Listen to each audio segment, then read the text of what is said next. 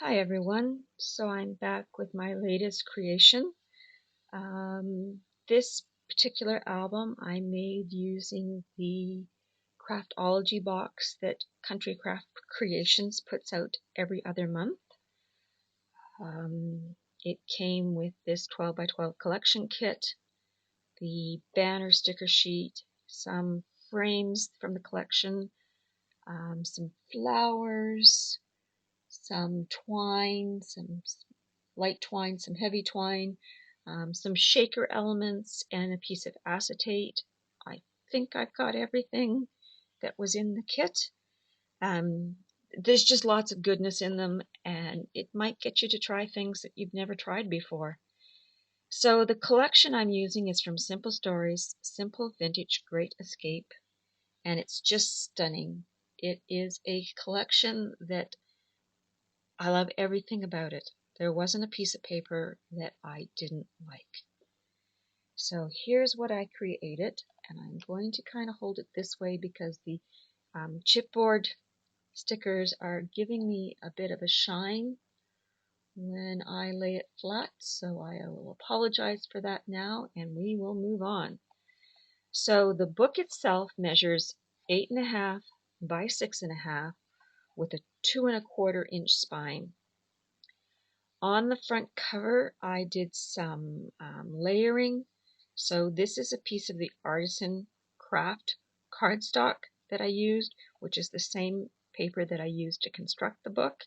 This is a 4 by 4 cut apart. These are two elements from the chipboard sheet, and so is this one. These two tags and this element are from the sticker sheet. And then I used some of the twine to create this bow that I have on the front of it. And that was about it, because the paper I chose for my background does have a lot going on, but I like the way it actually came together. And then on the 2¼ inch spine, I used some chipboard elements. And then on the back, I used a sticker sheet and of course my little tag that says, hey, I made it by hand. So the album consists of 3 pages. There is a 5/8 inch gusset between my pages so that things don't get too bulky. And the pages themselves are 8 by 6. So I'm so happy with how this turned out. So I used an angle pocket on my front inside cover. These two elements come from the chipboard sheet, and as a matter of fact, underneath this Great Escape is the word Great Escape. I preferred this font to what was on the pattern paper. And underneath the Happy Camper coffee mug, there is a coffee mug, but I just wanted to create some depth, and I just love the way it turned out. So in my pocket, there are 2 photo mats. And then on the front of page 1, I created some flaps with some interest. So this particular top flap is adhered about 1 inch down from the top of the flap that lets you to the base page. There is a magnet holding all of this together. I believe I used 3 sets of magnets plus 1 small magnet, and I'll hopefully remember to show you where that is. So on the inside of the front of page 1, there are 2 stickers to add a little interest, but the paper I think speaks for itself. And I left them open so you have a little tuck spot to put things. And then it opens this way, and here's where I did some paper piecing. And I wasn't sure how I felt about paper piecing, but I think I'm okay with it. I like what happened here. This is, I believe it's the linen cardstock, artisan cardstock, or it's ivory. It's not the white. I know that for sure.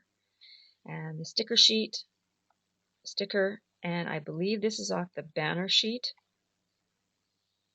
And then there's a generous pocket on the back of page 1. These are 2 by 2 cut aparts, and I believe this came off of the banner sticker sheet. the 2x2s are popped up, and this I just adhered right to the page. There's a generous booklet. This is a 4x4 cut apart, mounted on a piece of craft cardstock, and then mounted on another piece of pattern paper.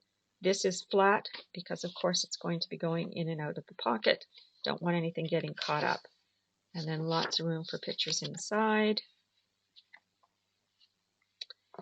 Over on the front of page 2, I used a sticker element, gained some more paper piecing, and a place to put the picture. And I know some people like that because it lets them know, oh, that's where my picture goes. And then it opens, and there is another paper piecing, another sticker, and then a couple of flaps. So one goes up, and I know I'm going to be out of the picture, so just give me a second. This is from the sticker sheet, and then one goes down, again from the sticker sheet. And then what's on the base page is some more paper piecing. I believe this came from the banner sticker sheet and the place to put the picture. And there is a magnet that's holding all this shut. So turning on the front or on the back of page 2, I created this little booklet. And there's a sticker sheet on the front. And there is a small magnet right here that is adhering to the large magnet that's holding this flap shut. So when you do lift it up, then that attraction ends, and it does flap a little bit, but I'm okay with that. So this flips up, some more paper piecing.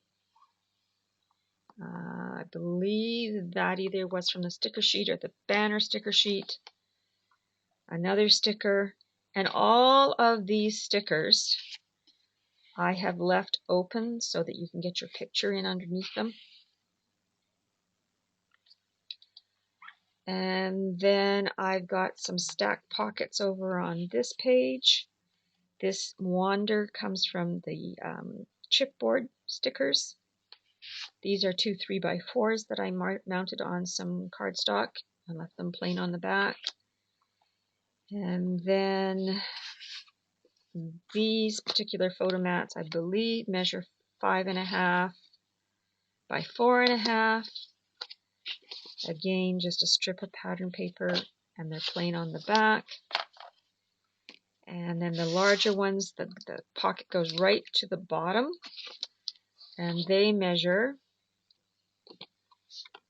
7.25 by 5.25. And again, lots of room for pictures. And then I cut my paper, my pattern paper, so that when my mats were out, you could see that it actually was one sheet of paper. I just liked the look. And then on the back of page 3 are some more flaps. This is definitely from the banner sticker sheet. And it flips up. And this is just from the plain, or just the sticker sheet. And that's your 2x2 cut apart sheet. I thought to have made just for interest on the front of this flap. And it flips down.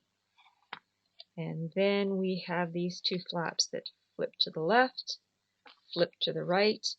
And like I said, all of these smaller stickers are from the sticker sheet.